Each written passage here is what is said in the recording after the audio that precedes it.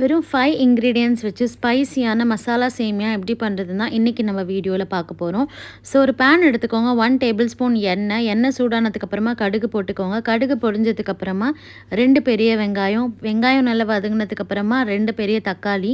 So தக்காளியும் நல்லா வதங்கினதுக்கப்புறமா 1 packet of mutton masala. So Aachi mutton மசாலாவில் இன்னும் டேஸ்ட்டாக இருக்கும். பட் எனக்கு இன்றைக்கி ஸ்ருதி மட்டன் மசாலா தான் கிடச்சிது. ஸோ நான் அதை போட்டு தான் பண்ணியிருக்கேன். ஸோ அது நல்லா பச்சை வாசனை போகிற அளவுக்கு நல்லா வதக்கிக்கோங்க. அதுக்கப்புறமா 2 கிளாஸ் தண்ணி ஊற்றிக்கோங்க.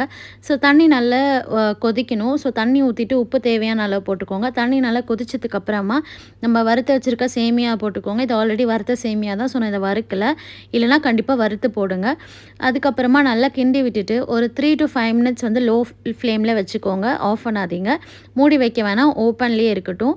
அவ்வளோதான். இது ட்ரை பண்ணி பாருங்கள். செம சூப்பராக இருக்கும். நல்லா ஸ்பைஸியாக சாப்பிட்றவங்களுக்கு இது கண்டிப்பாக ரொம்ப பிடிக்கும். ட்ரை பண்ணிவிட்டு எப்படி இருந்ததுன்னு கமெண்ட் செக்ஷனில் மறக்காமல் கமெண்ட்